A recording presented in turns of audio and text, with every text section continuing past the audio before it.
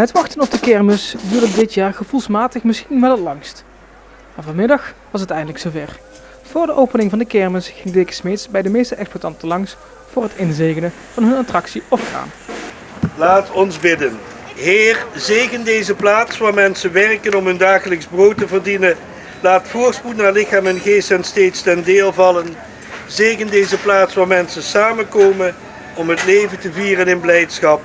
Houd hen vast in uw hand. Laat hen groeien in liefde tegenover u en elkaar door Christus onze Heer. Na een woordje van kermiswethouder Busser op het Kinderplein gaf rond de klok van 3 uur schutterij het Zandtakker letterlijk een startschot voor de kermis. Die dit jaar op het laatst mogelijke moment van start gaat. Ja, de kop is eraf en nou een paar prachtige dagen vieren. Het weer is goed. Hopelijk blijft het goed de komende dagen. Het is in ieder geval voorspeld dat het goed kermisweer is. Het was weer een sfeervolle opening met genoeg mensen hier op het plein. Ja, inderdaad. Het wordt steeds drukker. Ieder jaar komen er wat meer mensen kijken. Het is heel leuk om zo een opening te doen. Wat verwacht u van deze kermis 2016?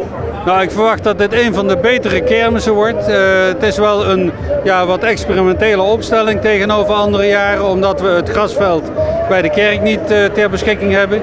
Nu het Gouden Leeuwplein gebruiken voor de kinderkermis. Maar het is afwachten hoe het wordt. Dus alles staat even iets anders. Dat betekent dat mensen ook weer de kermis echt moeten gaan verkennen. Ook voor de exploitanten breekt er een bijzondere kermis aan. Wat ik bijzonder vind aan deze kermis in Venray is dat het echt een familiekermis is. Echt een kermis waar heel veel familieuze attracties staan. Waar echt gezinnen naar een kermis komen. En eigenlijk iedereen uit het gezin ook kermis komt vieren. Niet alleen de jeugd, maar echt iedereen, opa's, oma's en kleine kinderen. Het is echt een familiekermis. De laatste jaren ontstaat er tijdens de kermisevaluatie op woensdag vaak wat discussie over de horeca.